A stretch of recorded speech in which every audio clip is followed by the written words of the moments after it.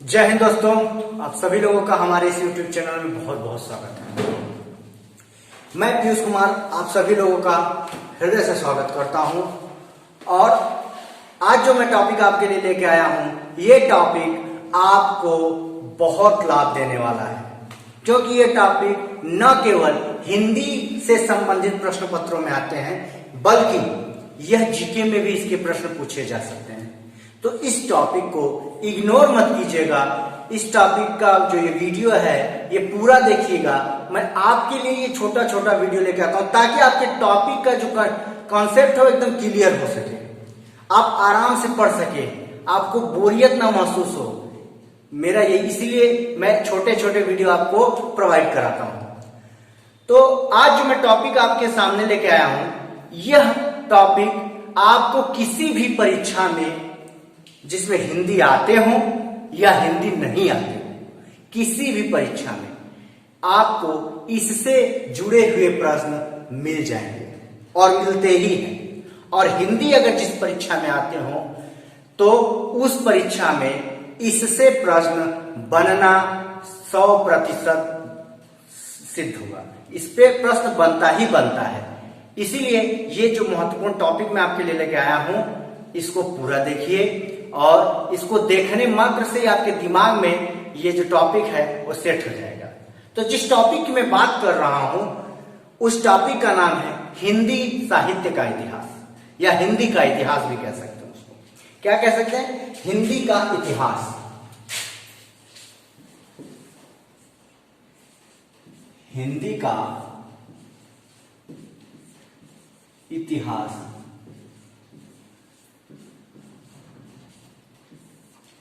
ठीक है, अंग्रेजी में हम इसको कह सकते हैं हिस्ट्री ऑफ हिंदी।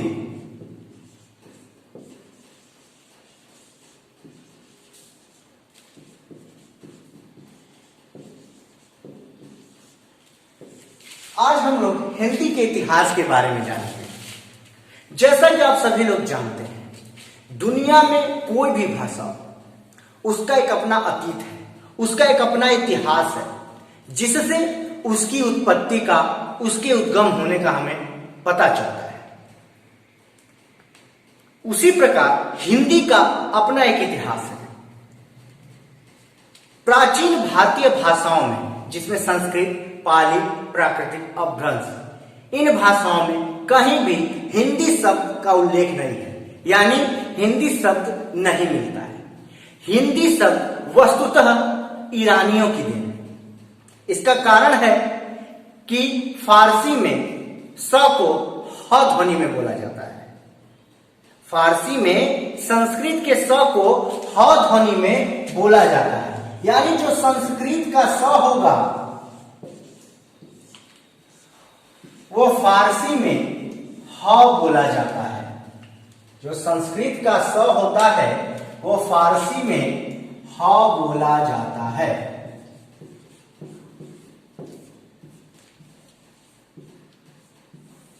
ठीक है, यही कारण है कि सप्ताह को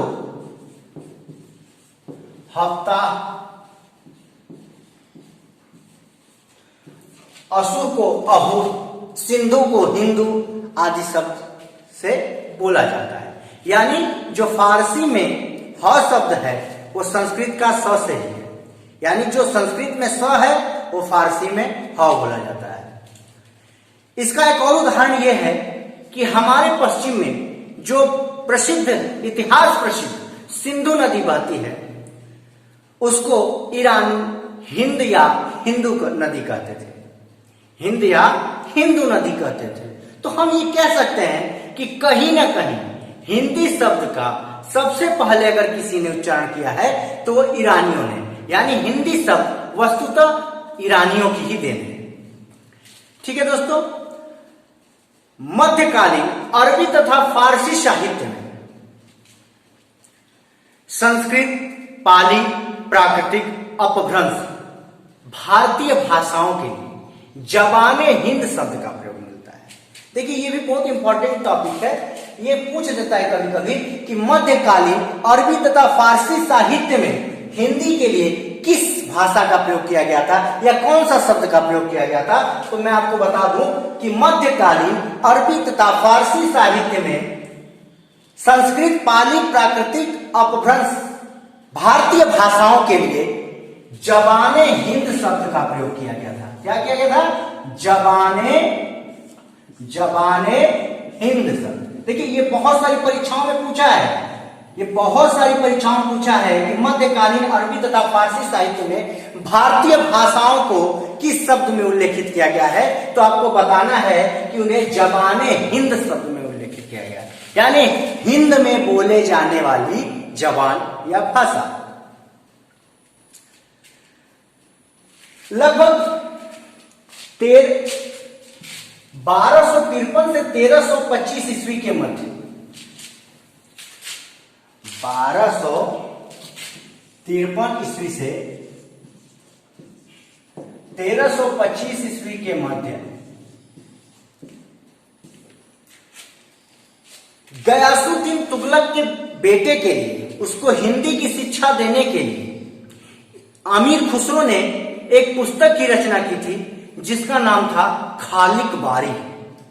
खालिक बारी, देखिए परीक्षा की दृष्टि से ये पुस्तक आपको बहुत बार मिली होगी, बहुत सारे अगर आपने पहले परीक्षाएं दी हैं, प्रतियोगी परीक्षाएं, तो आपको खालिक बारी नामक पुस्तक के बारे में बहुत चर्चाएं मिली होंगी, बहुत बार आपके सामने आया होगा कि खालिक बारी के रचनाकार कौन है या उसके लेखक कौन है।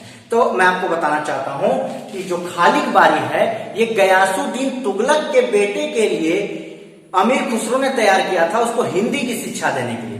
खालिक बारी फारसी और हिंदी का एक शब्दकोश है। क्या है? फारसी और हिंदी का एक शब्दकोश है जिसमें 5 बार हिंदी और 30 बार हिंदवी शब्द का प्रयोग हुआ है। ध्यान दीजिएगा, खालिक बारी में 5 बार हिंदी शब्द का और 30 बार हिंदवी शब्द का प्रयोग हुआ है। खालिक बारी के रचनाकार अमीर खुसरो हैं। खालिक बारी के रचनाकार कौन है? तो खालिक बारी के रचनाकार अमीर खुसरो हैं। ये बहुत इंपॉर्टेंट पुस्तक है, ये बहुत बार परीक्षाओं में है। खालिक बारी, खालिक बारी, तो खालिक बारी के रचनाकार हैं, उनका नाम है अमीर खुसरो। अमीर खुसरो। इस टॉपिक को बहुत ध्यान दीजिएगा, अमीर खुसरो। तो 1253 ईस्वी से 1325 ईस्वी के मध्य अमीर खुसरो ने ही भाषा या भाखा के स्थान पे हिंदी या हिंदवी शब्द का उल्लेख किया है। भाषा या भाखा के स्थान पे अमीर खुसरो ने हिंदी या हिंदवी शब्द का उपयोग या प्रयोग किया है। ठीक है, तो ये आपको क्लियर हो गया यहां तक की बात कि खालिक बारी के रचनाकार अमीर खुसरो हैं। मध्यकालीन अरबी तथा फारसी साहित्य में भारतीय भाषाओं जिसमें संस्कृत, पाली, प्राकृतिक, अपभ्रंश थी, इन भारतीय भाषाओं के लिए जबाने हिंद शब्द का प्रयोग मिलता है। और हिंदी वस्तुतः हमारे जो देश की जो भाषा है वो ईरानियों की देन है। यहां तक आपकी बात क्लियर हुई। अब आइए जानते हैं कि हिंदी का सफर शुरू कहां से होता है। तो हिंदी का सफर दोस्तों शुरू होता है कहीं ना कहीं 1500 ईसा पूर्व से 500 ईसा पूर्व के बाद। देखिए सबसे पहले मैं आपको सभी का सन बता देता हूं कि कैसे कैसे शुरू होता, फिर मैं स्ट्रक्चर बना के आपको बता दूंगा कि सबका क्रम क्या है। तो सबसे पहले देखिए संस्कृत, संस्कृत, संस्कृत। इसके बाद आया आपका पाली, पाली, प्राकृत। महावीर स्वामी की अधिकतर प्रवचन प्राकृत में है। संस्कृत, पाली, प्राकृत, अपभ्रंश,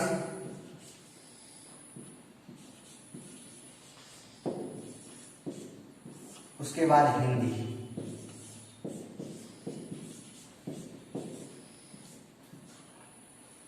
संस्कृत, पाली, प्राकृत, अपभ्रंश और हिंदी, ये क्रम है। ये भी बहुत बार आपको परीक्षाओं में आया है कि क्रम की दृष्टि से बताइए कि हिंदी किस क्रम में है, तो ऐसे क्रम दिया होता है, तो ऐसे भी आप जान सकते हैं। हालांकि मैं इसको और भी बताऊंगा। तो सबसे पहले इसको जान लेते हैं। देखिए संस्कृत 1500 ईसा पूर्व से 1500 ईसा पूर्व से 500 ईसा पूर्व, ठीक है। संस्कृत का काल कितना था? 1500 ईसा पूर्व से 500 ईसा पूर्व तक। उसके बाद आता है पाली। पाली का 500 ईसा पूर्व से 1 ईस्वी तक। इसके बाद प्राकृत 1 ईस्वी से 500 ईस्वी तक। इसके बाद अपभ्रंश 500 ईस्वी से 1000 ईस्वी तक। और फिर आता है हिंदी। हिंदी 1000 ईस्वी से प्रारंभ होता है। तो परीक्षा की दृष्टि से यह भी पूछ सकता है कि संस्कृत का काल बताइए, तो संस्कृत का काल है 1500 ईसा पूर्व से 500 ईसा पूर्व, पाली का 500 ईसा पूर्व से 1 ईस्वी तक, प्राकृतिक का 1 ईस्वी से 500 ईस्वी तक, अपभ्रंश का 500 ईस्वी से 1000 ईस्वी तक, और हिंदी का 1000 ईस्वी से शुरू होता है। तो ये भी आपकी परीक्षा की दृष्टि से बहुत ही महत्वपूर्ण चीज है, इसको भी देख लीजिए। अब आइए इसको क्रम में सजाते हैं। हालांकि एक क्रम में है, लेकिन इसको क्रम में सजाते हैं और फिर आपको बताते हैं कि संस्कृत से 2 कौन सी बोलियां निकली और अपभ्रंश से जो हमारी क्षेत्रीय बोलियां निकली हैं वो कौन कौन से अपभ्रंश है। तो अपभ्रंश से भी हम उसको बताएंगे। तो आइए देखते हैं। मुझे उम्मीद है कि आप लोगों को ये बात समझ में आ रही होगी। अब आइए देखते हैं। संस्कृत,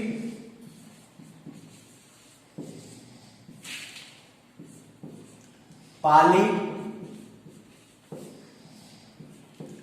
प्राकृत, अपभ्रंश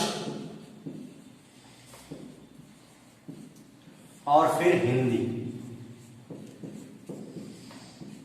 देखिए आपको परीक्षा में पूछ देता है क्रम कि कौन सा क्रम सही है, तो ये क्रम सही है। कभी भी ऑप्शन में आए तो यही क्रम सही है, संस्कृत, पाली, प्राकृतिक, अपभ्रंश और हिंदी। ठीक है, बहुत बार परीक्षा में पूछा है, तो इसका भी आप ध्यान रखिए। अब आइए देखते हैं संस्कृत से 2 कौन सी बोलियां हैं। तो संस्कृत की 2 बोलियां थी, वैदिक और लौकिक। लौकिक और वैदिक। लौकिक संस्कृत और वैदिक संस्कृत।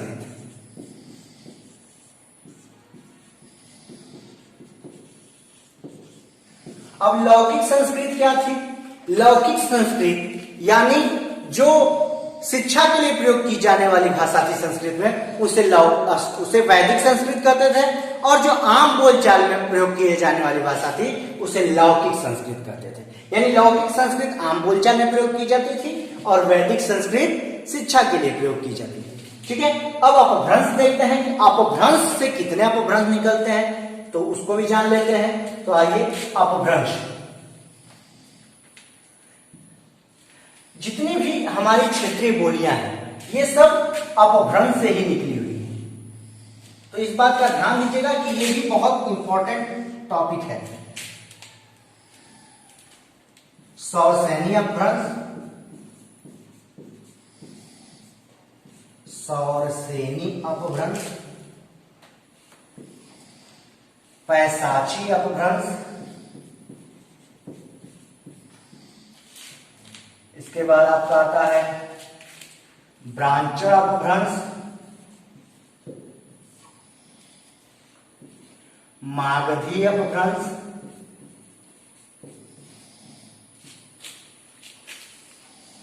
अर्धमागधी अपभ्रंश,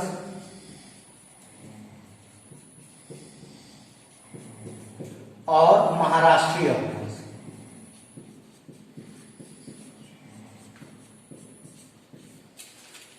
ये अपभ्रंश है, इनको भी देख लीजिए।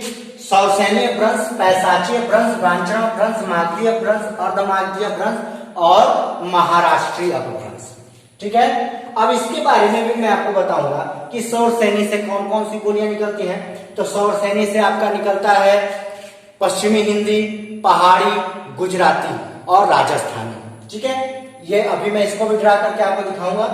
पैसाची से लहंदा और पंजाबी बोलियां निकलती हैं। ब्रांचर से सिंधी निकलती है।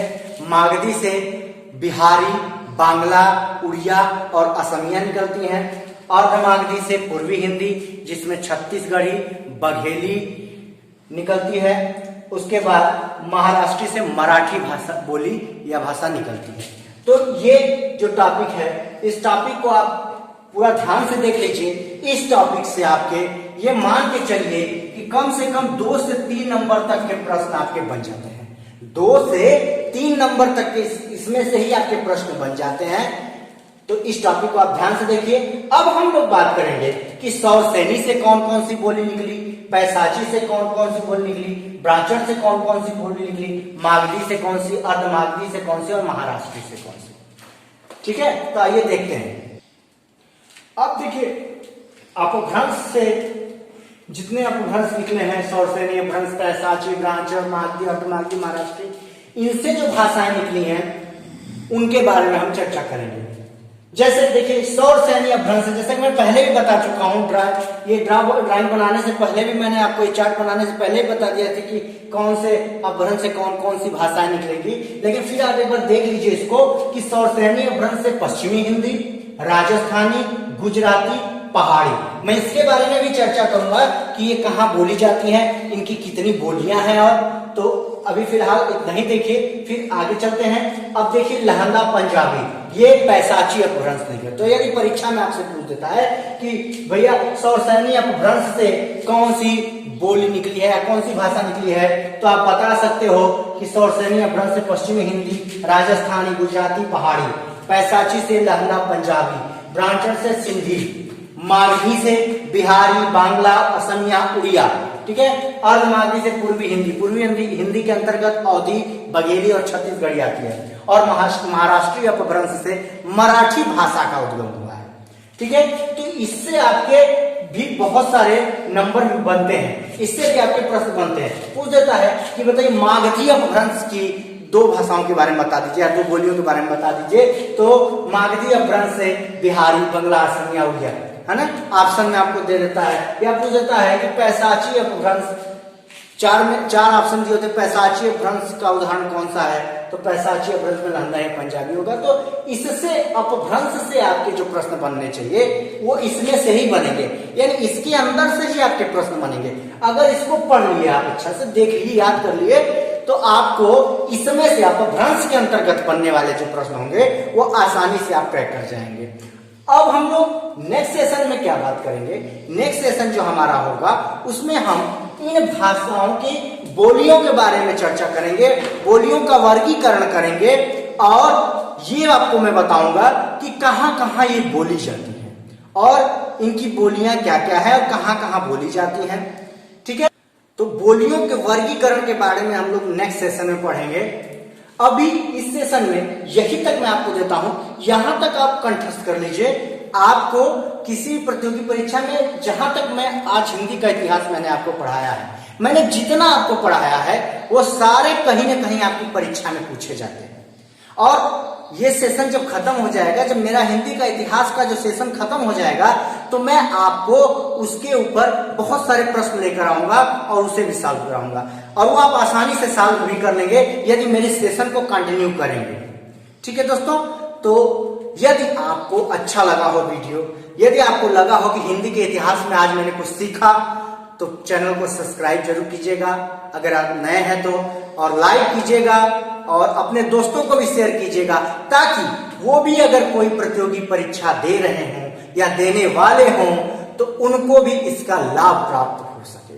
क्योंकि ये सारा वीडियो मैं बहुत ही अथक परिश्रम से आपके सामने लेके आता हूं, क्योंकि मैं कोशिश करता हूं कि गागर में सागर भरने का कार्य किया जाए। यानी मेरी यही कोशिश होती है कि ये जो मैं चाहता तो आपके लिए बड़े वीडियो भी बना सकता हूं, लेकिन मैं चाहता हूं कि आपके दिमाग को बर्डन किए बिना आपको अपनी बात को मैं आप तक पहुंचा दूं, आपको समझा दूं, क्योंकि शिक्षक वही होता है जो अपने विद्यार्थियों को ज्ञान का प्रकाश की तरफ ले जाए या ज्ञान की बीज अपने विद्यार्थियों के दिमाग में, मन में, अंतर्मन में बो दे। तो मैं कोशिश करता हूं कि जो टॉपिक मैं पढ़ाता हूं, जो चीज मैं कराता हूं, वो आपको 100% समझ में आना चाहिए, तभी मेरा पढ़ाना सार्थक सिद्ध होगा।